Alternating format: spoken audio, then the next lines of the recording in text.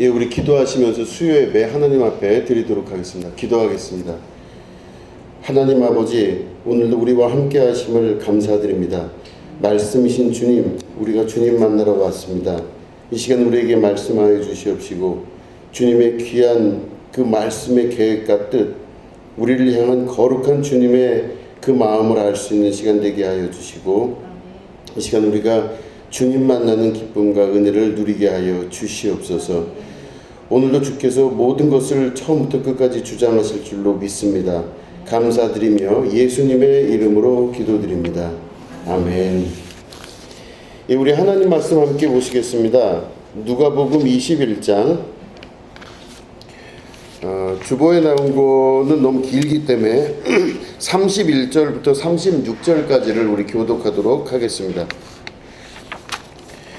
누가복음 21장 31절부터 36절을 교독합니다.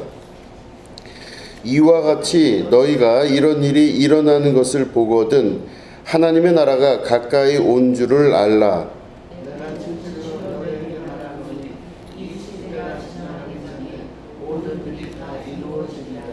천지는 없어지겠으나 내 말은 없어지지 아니하리라. 너희는 스스로 조심하라.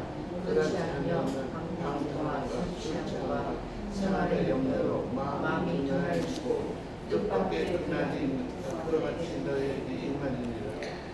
이날은 온 지구상에 거하는 모든 사람에게 임하리라. 이러므로 너희는 장사가 멀리 모든 일을 능히 피하고 인자 앞에 서도록 항상 기도하며 깨어있으라 하십니다. 아멘. 예, 오늘은 덫과 같이 임하리라 라는 제목 가지고 함께 말씀을 나누도록 하겠습니다. 오늘 말씀은 예수님께서 앞으로 일어날 일에 관한 예언적 말씀을 기록해 놓은 것입니다. 그래서 앞으로 어떤 일이 이루어질 것이다 이거를 말씀을 하고 계신 것이죠. 그런데 사실은 이 말씀을 가지고 여러 논란들이 참 많습니다. 요한계시록에 있는 예언의 말씀과 지금 누가복음에 있는 예언의 말씀 뭐 이런 것들이 겹쳐지면서 세기가 바뀔 때마다 혹은 연도가 바뀔 때마다 여러 가지 우리를 힘들게 만드는 혹은 어지럽게 만드는 그런 일들이 많이 있었습니다. 좀 옛날이죠. 1992년도에도 10월 21일인가요? 그때 28일 그렇죠. 10월 28일 맞죠? 예, 10월 28일에 다미 선교회가 있어요. 다가올 미래를 준비하라라는 다미의 선교회가 합정동 번원에서 이제 다 휴거돼서 올라간다 이제 이런 것들을 이야기하고 그런 적이 있습니다. 근데 이제 그게 뭐 하루 이틀 그런 게 아니라 너무나 오랜 세월 또 많은 그 숫자가 이제 그런 그 숫자 계산을 하면서 그렇게 혼란에 빠지게 만드는 그 경우가 참 많이 있었습니다. 근데 그 이유가 왜 그러냐면요, 이게 헷갈릴 수밖에 없게 만들어 놓은 게 그 히브리어, 그러니까 구약 성경이 쓰여진 건 히브리어인데 그 히브리어가 쓰여질 때 그 히브리어의 일반적인 규칙이 있습니다. 그게 바로 뭐냐면 게마트리아라고 합니다.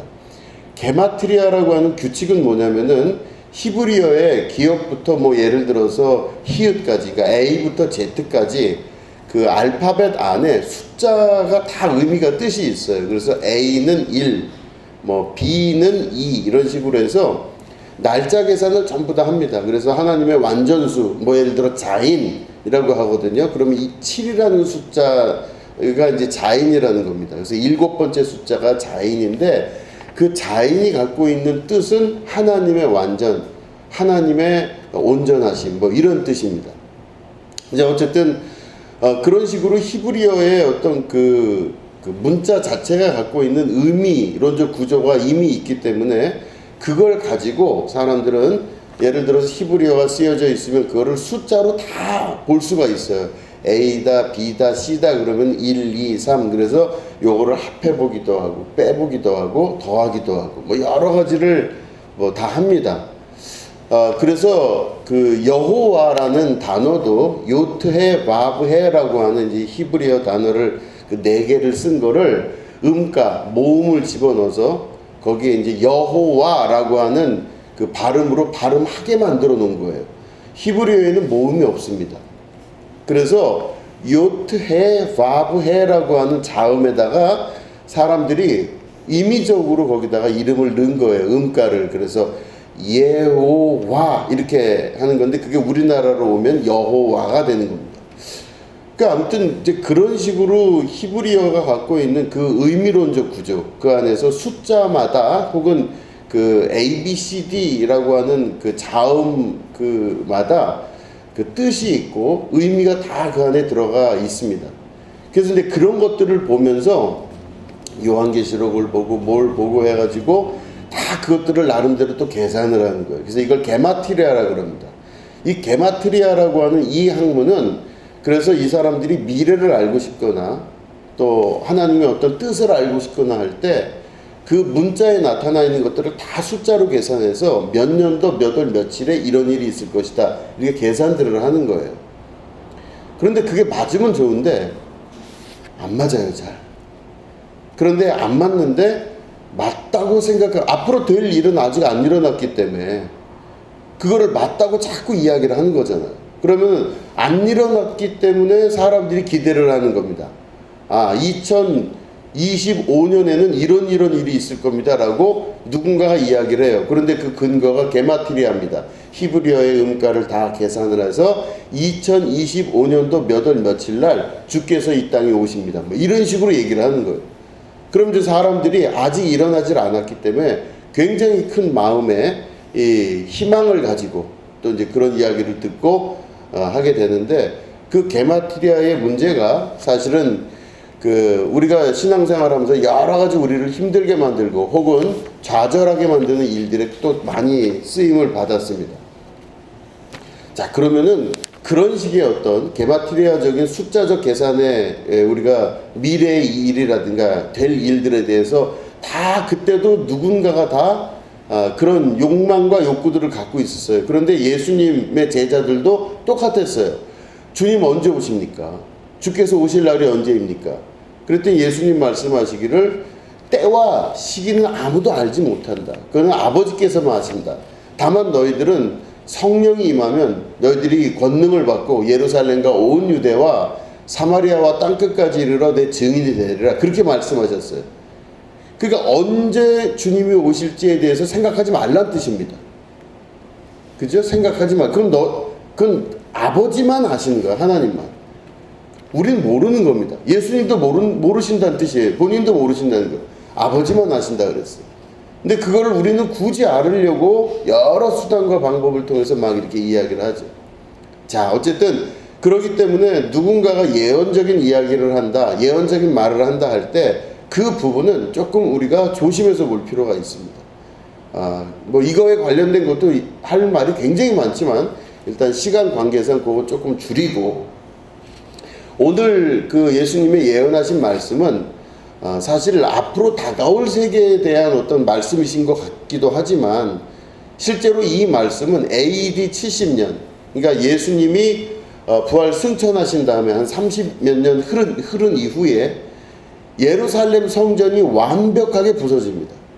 로마가 완벽하게 성전 자체를 다 돌 위에 돌 하나 남기지 않고 부셔뜨려 버려요. 그래서 AD 70년에 예루살렘 성전이 완벽하게 무너지는 것에 대해서 예수님이 오늘 말씀을 통해 예언하신 거예요. 자, 그럴 때 앞으로 될 일과 혹은 그런 일에 관해서 예수님 말씀하시면서 우리들에게 어떤 교훈을 주시나 이걸 우리가 좀 잘 생각할 필요가 있습니다. 자, 그래서 우리 기독교 신앙은 사실은 어떤 신앙이라고 말할 수 있냐면요, 종말론적 신앙이다 이렇게 말할 수가 있습니다. 종말론적 신앙. 이게 얼뜻 들으면은 1992년 10월 28일 날 다미 선교회가 말했던 그런 종말론을 말하는 것 같잖아요. 그런데 그게 아닙니다. 종말론적 신앙의 진짜 뜻은 뭐냐면 모든 것에는 끝이 있다라고 하는 신앙을 갖고 있는 겁니다.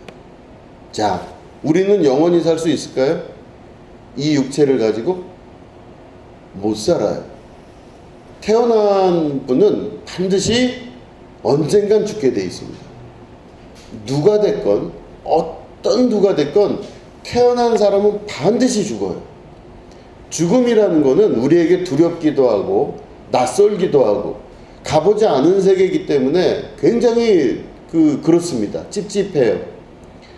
그런데 분명히 우리가 기억해야 될 것은 반드시 죽습니다. 누군가는 반드시 죽어요. 태어난 사람은.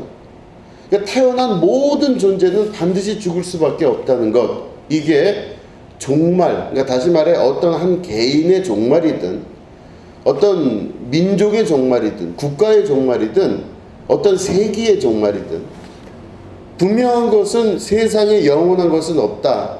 그게 바로 다른 말로 하면 종말론적 신앙이라는 뜻입니다.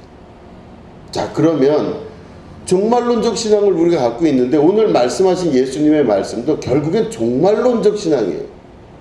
다른 말로 하면 너의 죽음을 항상 생각하라 이 뜻이에요. 죽음을 생각할 수 있어야 됩니다. 지혜로운 자는 장례식에 가고 미련한 자는 잔치자리에 간다 그랬습니다. 그러니까 지혜로운 자가 장례식에 가는 이유는 바로 뭐냐면 죽음을 보고 지금 현재를 생각할 수 있는 지혜가 생기는 겁니다. 나는 어떻게 살아야 될까? 나는 어떻게 살아야 될까? 이 결론을 맺을 수 있는 거가 바로 잠언에서 이야기하는 지혜자의 행동입니다. 그러니까 지혜자는 항상 자기의 죽음을 염두에 두고 활동하고 살아갈 수 있으셔야 돼요. 미련한 사람은 잔치자리에 간다고 합니다. 그 말은 무슨 말이냐면 이 날이 영원히 갈 것 같아요. 이 기쁨, 이 행복, 막 이게 너무나 오래도록 영원히 갈 것 같아요. 매일 파티가 이루어지는 거는 나는 절대 내 인생에는 죽음이 없을 것 같아요. 그러니까 한 개인도 잔치자리에 자주 가는 사람들은, 자주 가는 게 아니라 잔치자리에 가는 사람들은 그런 지혜가 생기기가 어려워요. 너무너무 좋아요. 인생은 너무 화려하고 즐겁고 재밌고 먹을 것도 많고 갈 데도 많고 너무 행복해 보여요. 그런데 지혜자는 그렇게 하는 것이 아니라 죽음을 항상 생각한다고 하는 것입니다. 근데 우리나라의 전반적인 문화는 사실은 지혜자의 문화가 아니라 미련한 자의 문화가 우리 현재 살고 있는 우리들의 문화예요. 우리 옛날에는, 뭐 옛날도 아니죠. 제가 어렸을 때는 집에서 어른이 돌아가시면 어디다 모셨냐면 안방에다 모셨어요. 그 기억나시죠? 시신이 이렇게 안방에 있고 병풍을 치고 이렇게 덮고 병풍을 쳐요. 그리고 나서 이제 그 장례가 이렇게 이루어지고 이제 장의사가 와서 염을 하고 뭐 이런 일들이 있습니다. 그러면 그때 아는 건 뭐냐면은 어린아이건 뭐 나이가 있는 분이건 모든 사람은 특별히 가족은 내 돌아가신 분의 시신을 앞에서 볼 수 있어요. 그렇게 되면 또 보게도 합니다. 마지막이라 그러면서 인사하라고 그러면서 보게도 해요. 근데 그 이유가 뭐냐면은 바로 죽음을 경험한 자들의 지혜 때문에 그렇습니다. 문화적 전통이 그렇게 지혜롭게 내려왔었어요. 그런데 제가 어릴 때만 해도 그런 게 있었는데 현대는 어떻게 됐냐? 죽음이라는 모든 그 구조가 병원으로 갔잖아요. 병원 옆에 장례식장이 있잖아요. 전 세계 어디에도 장례식장과 병원을 같이 하는 데가 없습니다. 우리나라의 유일한 것이에요. 아주 신기한 겁니다. 장례식장과 그 병원을 같이 한다는 것. 병원은 살리는 곳인데 장례식장은 돌아가신 분을 추모하는 곳이잖아요. 근데 이게 같이 돼 있는 곳이 없다는 겁니다. 자, 그런데 이게 점점 멀어지고 다른 데 갖다 놓는 이유가 바로 뭐냐면 그게 굉장히 거추장스러운 거예요. 한 사람이 태어나서 죽어가면서 하여튼 그 모든 과정들을 눈으로 지켜보고 내 인생도 그럴 것이다 라는 생각을 하면 우리의 삶 자체와 문화가 잘 이루어지고 지혜롭게 이루어져야 되는데 우리가 지금 갖고 있는 현대 도시 문화는 그렇지가 못하다는 겁니다. 지독할 정도로 죽음을 멀리하고 있어요. 죽음을 경계하고 죽음을 멀리하고 화장터를 짓겠다 그러면 모두 들고 일어나서 반대를 하죠. 모두. 그런데 홍콩 같은 데를 가보면요.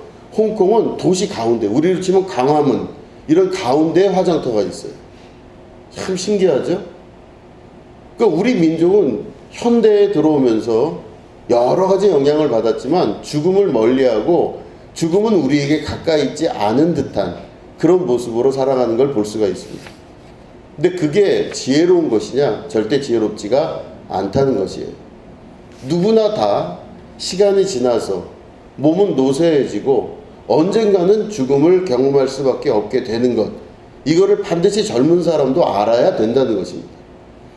그걸 알아야 자기가 현재 처한 위치에서 연세 드신 분들에게 어떻게 대해야 될지도 알고, 또 그런 모든 것들을 거쳐가는 그 과정 중에 있다는 걸 본인이 받아들일 때 지혜자가 될 수 있는 겁니다. 잠언에서 이야기하는. 그런데 안 그렇게 되다 보니까 미련한 사람들이 되는 거예요. 미련해요. 자기는 절대 안 늙을 것 같아요. 자기는 절대 안 죽을 것 같아요. 자기는 절대 이 행복하고 즐겁고 기쁘고 건강한 이 삶에서 안 벗어날 것 같아요. 그렇기 때문에 모든 문화가 그렇게 해서 구성되고 소비 문화가 익숙해지고 당연하게 여겨지면서 모든 것들의 문화적 맥이 끊기는 이제 그런 상황이 한국에 있는 현실적 상황이 아닐까 이렇게 생각이 듭니다. 근데 오늘 예수님 말씀하신 그 예언의 말씀은 바로 뭐냐면 반드시 죽을 날과 반드시 망할 날과 그런 날이 다가올 것이다 말씀하시는 거예요. 그럴 때 어느 자리에서 우리가 세상을 바라봐야 되느냐? 바로 그 죽음의 자리에서 나를 바라볼 수 있어야 됩니다. 내가 당장 죽는다면은 지금 내가 오늘 어떻게 살아야 될지가 보여요.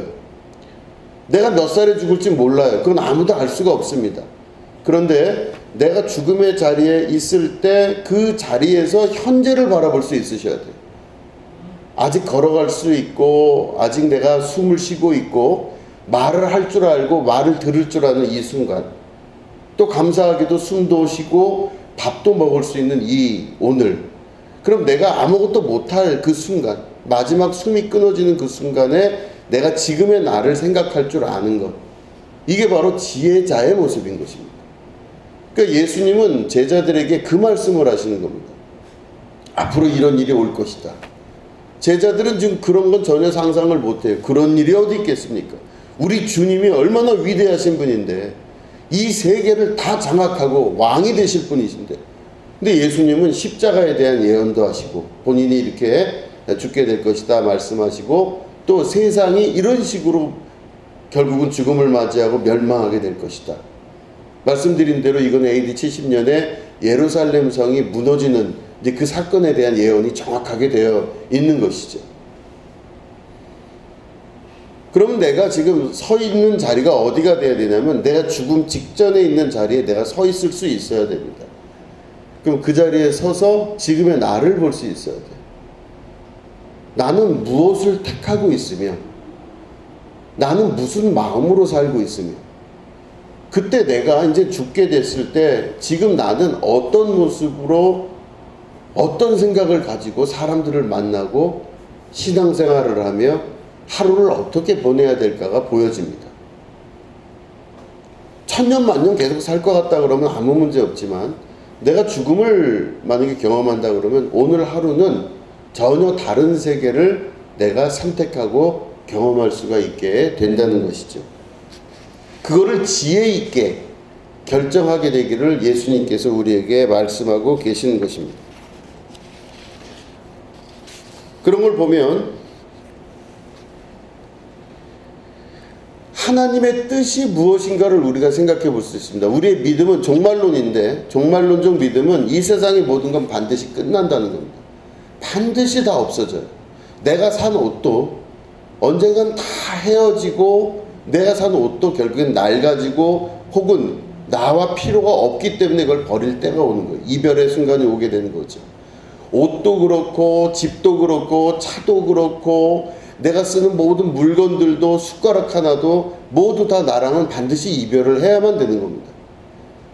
그런데 그런 모든 것들이 이별하는 것도 있지만 사람과의 이별도 있고, 모든 것들은 반드시 헤어질 수밖에 없다는 걸 깨달아 알게 되는 것이죠.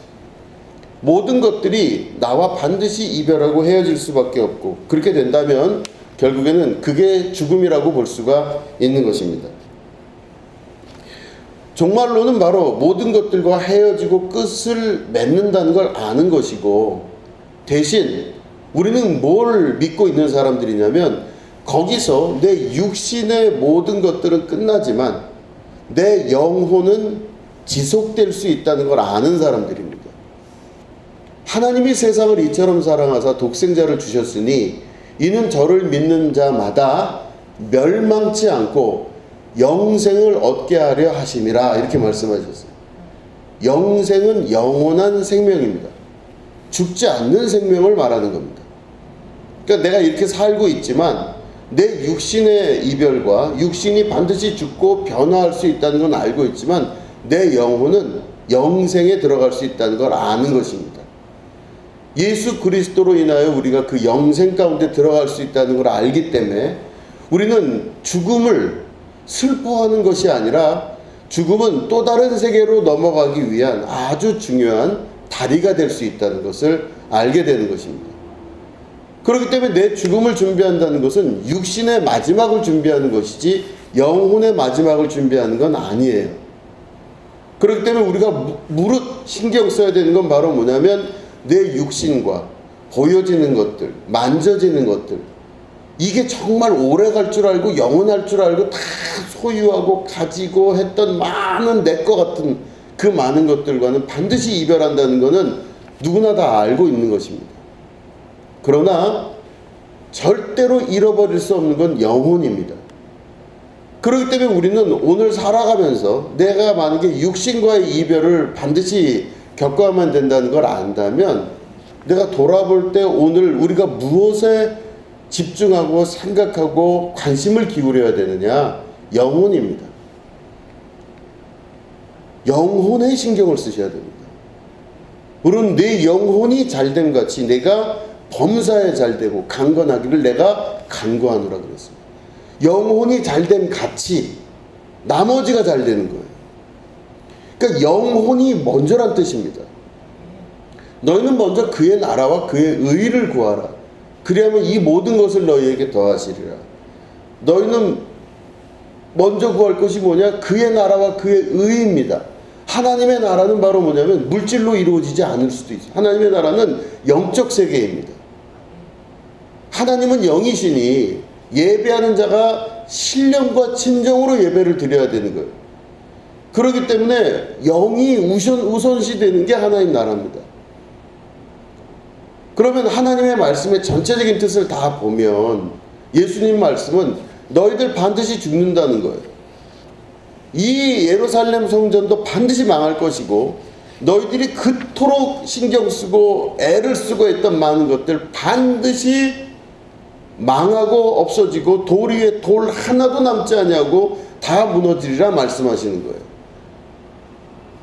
그런데 그 예수님이 우리에게 하신 말씀은 영혼은 영원히 간다는 거예요.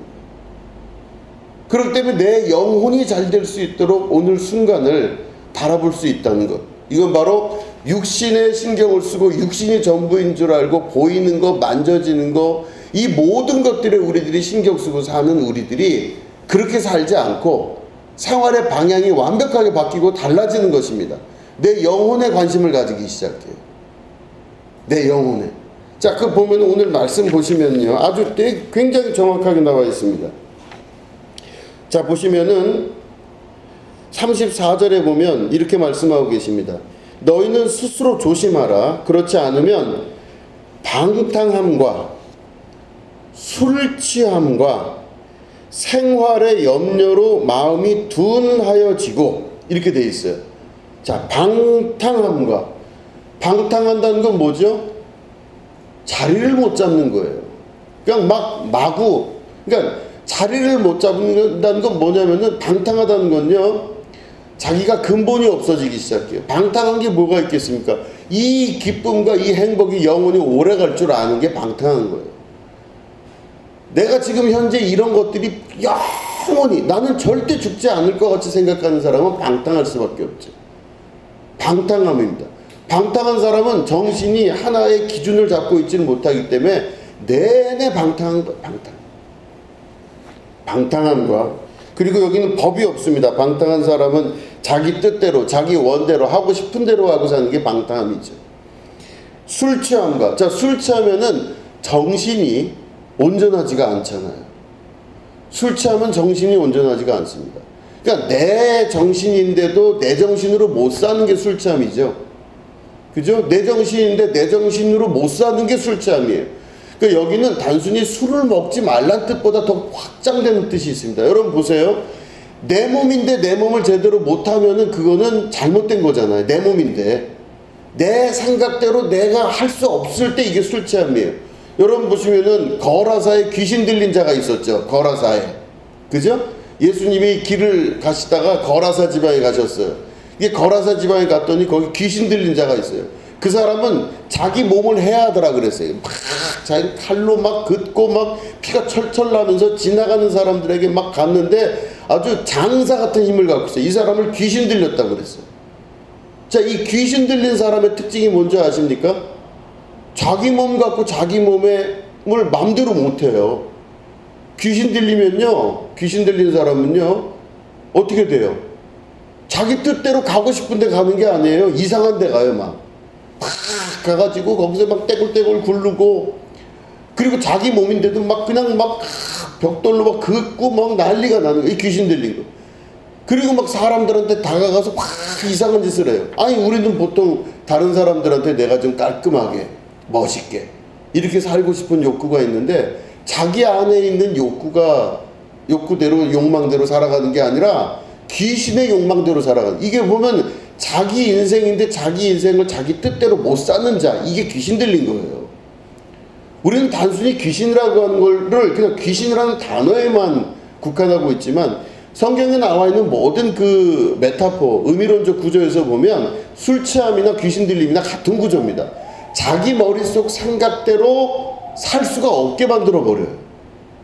마음은 여기 있는데 생각대로 안 되는 거예요, 자기가. 이게 끌려다니는 겁니다.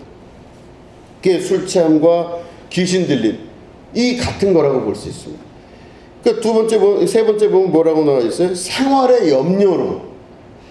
생활의 염려. 아니, 염려 없는 사람이 다 여러분들 염려 있으시잖아요. 근데 예수님 비슷한 말씀 하셨죠.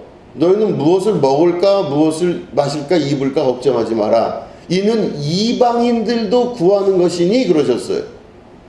그러니까 이 생활의 염려라는 것들은 우리가 살면서 육신을 보호하기 위해서, 육신을 보존하기 위해서 하는 모든 행위들을 다 말하는 거겠죠. 근데 그 생활의 염려가 깊어지면요, 지금 여기 세 개가 나왔죠. 방탕함과 술 취함과 생활의 염려. 근데 이 세 개가 깊어지면 어떤 결과가 나온다고 말씀하시냐면, 마음이 둔하여지고 이렇게 돼 있어요. 마음이 둔하여지는 겁니다. 내 생각대로 내 몸을 이끌 수도 없고, 술 취함으로 인하여서 내 생각인데 남의 생각처럼 살아가요. 방탕함으로 인해서 자기 기준이 없어요. 그냥 막 법도 없습니다. 아무것도 없는 존재가 돼요. 생활의 염려로 먹고 살기 위해서 살아갔던 모든 걱정들, 이런 걸로 인해서 마음이 둔하여지기 시작합니다. 그럼 여기서 이 마음은 둔하여지면 어떤 일이 벌어지느냐? 바로 잠자는 자가 되기 시작합니다. 관심이 없는 거에는요, 사람이 눈이 다치잖아요. 눈이 다 다쳐버려요. 내가 관심 없는 건데 무슨 거기 관심이 있는 거에 볼 그게 없죠. 그죠? 여기저기 보다가도 그 많은 것들 중에서 관심이 있는 것만 유독 이게 사람이 관심을 갖게 돼 있습니다. 관심이 없는 건 잘 안 봐요. 근데 마음이 둔하여졌다라고 하는 뜻은 바로 내가 하나님 앞에, 그리고 영혼을 위한 하나님의 영적 세계에 대해서 관심이 둔하여지기 시작했다는 걸 말하는 겁니다. 둔하여지기 시작하면 어떻게 돼요? 그 이야기만 나오면 피곤해요. 졸립고 눈이 감기고 하고 싶지 않고, 그러면 별로 관심이 없어지는 겁니다. 그 맨날 똑같은 얘기하는 것 같고 아무런 관심이 없는 거예요. 이게 마음이 둔하여져요. 근데 그 이유가 뭐라고요? 생활의 염려와 또 술 취함과 방탕함의 그 원인이 있다고 말씀하시는 거예요. 그 마음이 둔하여지면요, 거기에 전혀 관심이 없어요. 영적 일에 관심이 없기 시작합니다. 그러면 무슨 일만 관심이 있느냐? 눈에 보이고 생각나지는 육신의 일에만 그 사람이 관심을 쓰게 돼 있습니다. 오로지 육신의 일만 관심을 쓰게 돼 있어요. 그러니까 육신의 일은 바로 뭐예요? 우리가 먹고 살고 즐기고 무엇인가를 얻고 바라고 이런 많은 우리 안에 욕망과 욕구를 채우는 일에만 우리가 관심을 기울이는 것이지 영적인 일에는 관심이 없어지기 시작해요. 왜냐하면 거기는 마음이 둔하여지기 시작해요. 관심도 없고 그렇게 돼요. 그런데 그런 마음이 둔하여진 이후에는 뜻밖의 그날이 덫과 같이 너에게 임하리라. 여러분, 덫과 같이 임한다는 게 뭐예요? 덫이 있으면 동물들이 생각지도 못했는데 덫에 걸리잖아요.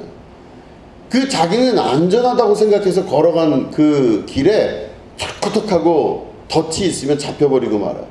그런 것과 같이 그 마지막 때가 너희에게 임하게 될 것이다. 이렇게 말씀하시는 거예요. 그러면서 뭐라고 말씀하세요? 이 36절에 보니까 이러므로 너희는 장차 올 이 모든 일을 능히 피하고 인자 앞에 서도록 항상 기도하며 깨어 있으라 말씀하십니다. 어떻게 하라고요? 항상 기도하며 깨어 있으라 그랬어요. 깨어 있으라고 그러셨습니다. 그럼 뭐가 도대체 깨어 있는 거냐? 뭐가 깨어 있는 거냐? 바로 마음이 둔하여지지 않도록 하는 것입니다. 마음이 둔하여지지 않도록 내 관심과 모든 것들이 어디에 가 있어야 된다고요? 영혼에 가 있으셔야 돼요. 내 영혼. 내 영혼은 영원까지 가는 겁니다. 잠깐 있다가는 육신이 아니라 영혼은 영원까지 가는 거예요. 그렇기 때문에 이 땅에 살아가는 동안 하나님의 뜻을 알고 하나님의 뜻을 내 영혼이 받아들이고 내 영혼이 즐거워하며 내 영혼이 하나님께 예배하며 내 영혼이 하나님의 뜻을 이루어가는 일에 내 삶이 사용되어져야 돼요. 그래야 그 사람이 바로 영적인 사람이 되면서 영혼이 잘된 같이 범사에 잘되는 일들도 나타나는 거예요. 세상 모든 일들이 걱정함으로 이루어질 것 같으면 하루 종일 걱정하겠죠. 걱정해서 무언가가 이루어질 것 같으면 정말 저는 싸매고 걱정할 것 같아요. 걱정을 잘하면 뭐든지 잘 될 것 같다 그러면 걱정을 해야죠. 그런데 걱정을 해서 될 일이 아닌 것입니다. 생활의 염려와 모든 것들은 주님의 뜻 안에서 말씀 안에서 이루어지는 거 볼 때 영혼이 잘 되는 사람은 범사에 잘 된다 그러셨으니 내 영혼이 먼저 잘 되는 것이 우선이라는 걸 말씀하셨으니 내가 그것대로 리듬으로 살아간다면은 오늘 내가 관심을 기울여야 되는 건 내 영혼이에요. 지금 내 마지막에 죽는 날 내 마지막 죽음 앞에 서면서 내가 바라봐야 될 건 바로 뭐예요? 내 영혼을 바라보셔야 돼요. 자, 그러면 내 영혼이 어떻게 살아가야 될까? 육신의 소욕과 이생의 안목을 위해서 살아가야 될까? 사람을 보면 세상을 보면 만족감이 없었네. 그죠? 이 찬양이 우리가 있잖아요. 그러면 다 내가 볼 때 이생의 안목과 육신의 소욕을 위해서 내 인생이 소모되고 평생을 그 생각밖에 못하고 산다면 그 인생은 육신이 버려지는 날, 언젠가 내 죽음을 경험하는 그 순간 그 영혼은 구원받지 못하게 될 것입니다. 예수 그리스도로 인하여서 구원받은 우리들은 내 영혼이 잘 되는 은혜와 축복을 오늘 경험할 수 있으셔야 돼요. 이게 굉장히 중요합니다. 그러면 내 영혼이 잘 되는 것이 바로 뭐냐? 내 영혼은 하나님의 뜻에 합당하게 살면 영혼이 내가 잘 되는 것입니다. 하나님의 뜻이 그럼 뭘까요? 하나님의 뜻이 뭘까요? 데살로니가전서 5장 16절 우리 한번 같이 읽어볼까요? 데살로니가전서 5장 16절부터 18절입니다.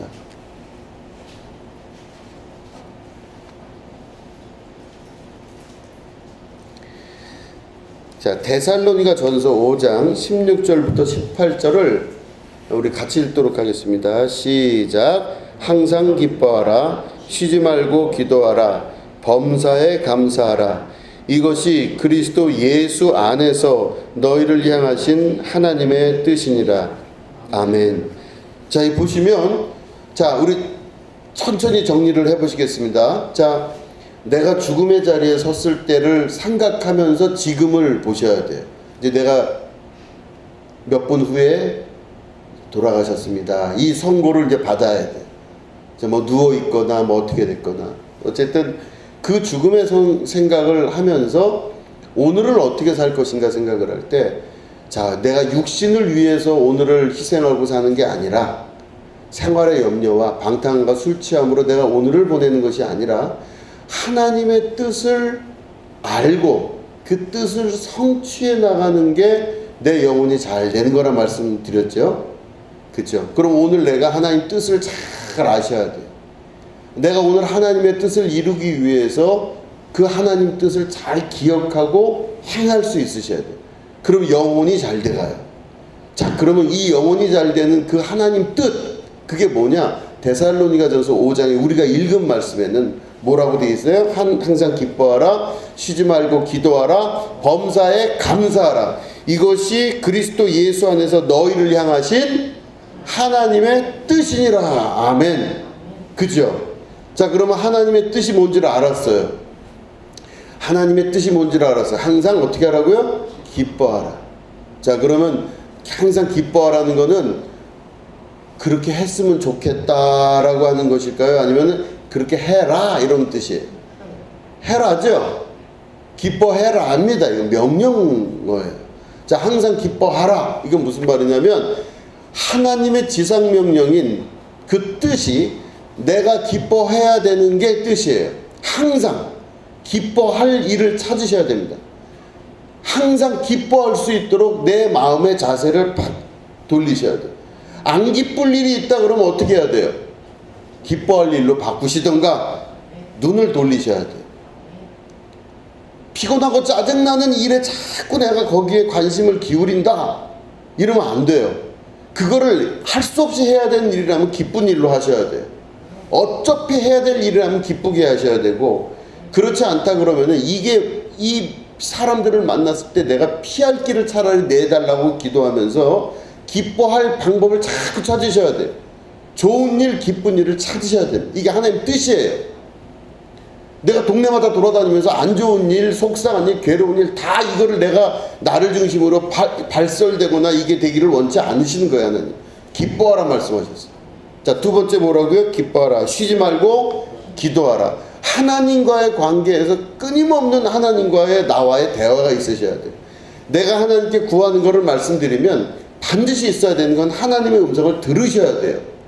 내가 얘기했으니까 음성을 들어야 되잖아요. 그러면 기도하라는 뜻은 뭐냐면 하나님과 관계가 유지가 돼야 되는데, 말씀 드리는 것과 그 하나님 음성을 듣는 것이 중요하기 때문에 듣는 기도에 익숙할 수 있으셔야 돼요. 그렇기 때문에 듣는 기도를 하시려면 어떻게 해야 되겠어요? 내가 마음을 청정하게 하고, 마음이 가난한 자는, 그죠? 마음이 가난하니까 없잖아요. 아무것도. 가난한 사람이 없잖아요, 집에. 우리 집이 가난하다 그러면 뭐야? 아무것도 없으면 가난한 거잖아요. 마음이 깨끗한 거. 다시 말해, 마음이 가난한 자는 복이 있나니 저가 하나님을 볼 것이요 그랬어요. 내가 아무것도 거칠 게 없어요. 그럴 때 하나님 보면요, 그냥 이 마음이 가난한 자는 하나님을 볼 수가 있다 그랬어요. 내가 내 귀의 마음이 귀가 청정하면 어떻게 되겠어요? 가난하면 하나님 음성 들리는 거예요. 근데 들을 게 많고 이 사람 얘기 저 사람 얘기 수많은 얘기를 다 들어버리면요, 하나님 음성 안 들려요. 잘 안 들립니다. 내가 수없이 많은 세상 좋은 거 보다 보면요, 하나님 주시는 거 안 보입니다. 그러니까 내가 마음을 가난하게 하고 하나님의 음성과 하나님의 말씀을 듣고 그 말씀이 하나님 말씀이라는 걸 믿고 의지하고 갈 수 있도록 기도하는 거, 이게 굉장히 중요해요. 그래서 하나님 음성을 듣고 내가 그 음성대로 살아갈 수 있는 자가 될 수 있을 때 하나님께서 그 뜻을 우리에게 주신 것입니다. 그렇게 살아라 그러셨어요. 그 다음 뭐라고요? 범사에 감사하라 그랬습니다. 범사에 감사할 일만 찾으시기 바랍니다. 감사할 일은요, 한두 가지가 아니에요. 어느 순간 사람이요, 익숙해지기 시작하면 감사하지 않아요. 저 시골에서 목회할 때요, 할머니, 아주 늙으신 할머니가 90도로 허리가 그냥 구부러지셔가지고 뭐 이런 거 깻잎을 갖다 주셨어요. 얼마나 감사한지. 그런데요, 시간 좀 지나니까요, 뭐 깻잎을 갖고 오시나 이런 생각을 제가 하더라고요. 교만해지는 거예요. 그러면 안 돼요. 항상 감사해야 돼요. 아주 작은 일에. 깻잎 하나를 감사할 줄 알고 그 정성을 감사할 수 있어야 돼요. 모든 일에 감사할 일이 한두 가지가 아닙니다. 오늘 한 끼 밥을 맛있게 먹게 하신 하나님, 나한테 이 모든 것들이 있게 하신 하나님, 이 모든 것들이 존재해서 나한테 이걸 살아갈 수 있도록 역사하신 하나님께 감사해야 돼요. 그렇기 때문에 나는 매일매일 감사할 제목들을 찾고 감사할 걸 찾으셔야 돼요. 근데 인간이 습관이 되기 시작하고 눈이 가려지고 귀가 가려지기 시작하면요, 감사하지 않고 교만해지기 시작합니다. 당연히 있어야 될 거라고 생각해요. 당연한 거라고 생각해요. 이 세상에 당연한 것은 없습니다. 그냥 감사할 수 있으셔야 돼요. 그렇기 때문에 이 하나님의 뜻을 내가 이루기 위해서는 어떻게 돼요? 모든 것들을 주님 앞에 내려놓고 오늘 하루의 이 생명을 감사하면서 내가 살아갈 수 있고, 하나님의 이 항상 기뻐하고 쉬지 않고 주님과 교류하면서 기도하고 또 범사에 감사하는 일이 내가 계속 반복적으로 이루어진다면 그 인생 전체가 그 영혼의 잘됨의 역사를 경험하게 되는 것입니다. 영혼이 잘 되는 거예요. 마지막 때 주께서 분명히 우리에게 말씀하시기를 그런 때가 온다 그랬어요. 근데 중요한 건 뭐라고요? 거기에 깨어있으라 그러셨습니다. 깨어있지 아니하는 자는 영혼이 민감하여지지 아니하여서 마음이 둔탁해져서 하나님의 뜻을 구별도 못하고 알 수도 없는 자들을 말합니다. 그런 사람들은요, 정말로 안전한 줄 알고 돌아다니다가 걸리는 덫에 걸림과 같이 그 때가 임하게 된다 말씀하고 계십니다. 그러니까 여러분, 항상 우리가 긴장하면서 깨어있고, 그래서 내 영혼을 바라볼 줄 알고 육신의 소욕과 모든 것들을 쫓는 자가 아니라 영혼을 쫓는 자가 될 때, 먼저 그의 나라와 그의 의를 구하게 될 때 하나님의 역사가 우리 안에 온전히 이루어지며, 여러분 한 분 한 분을 통해서 하나님의 영혼의 아름다운 성장과 장성한 분량의 믿음의 신앙까지 올라가서 주님의 뜻을 온전히 이루시는 여러분이 되실 줄로 믿습니다. 오늘도 여러분께서 그 기도 제목과 마음을 갖고 계신다면 하나님, 오늘 내 영혼을 축복하여 주시옵소서. 내 영혼을 하나님 거룩하게 하여 주시옵소서. 내 영혼에 내가 관심 기울이게 하여 주시옵소서. 내 영혼에 내가 힘없게 하여 주시옵소서. 내 영혼을 주께서 일으켜 주시옵소서. 그래서 내 영혼에 여러분 모든 초점을 맞추실 수 있기를 주님의 이름으로 축원드립니다. 기도하겠습니다. 하나님 아버지, 감사합니다. 마지막 때가 가까울수록 악한 마귀 사탄 모든 영들이 판을 치는 그 시대에 우리가 주님과 함께하는 충만한 영적 존재가 될 수 있도록 도와주시고, 우리의 영혼이 강건하게 되며 이 모든 세파와 세계를 이겨나갈 줄 아는 주님의 백성들이 되게 하여 주시옵소서. 내가 세상을 이겨노라 하신 주님의 음성대로 주님의 제자들과 주님의 자녀들도 사랑하는 우리들이 세상을 이기는 축복의 자녀들 되게 하시고, 마지막 때가 될수록 우리가 깨어있는 주님의 백성들 될 수 있도록 인도하여 주시옵소서. 감사드립니다. 예수님의 이름으로 기도드립니다. 아멘.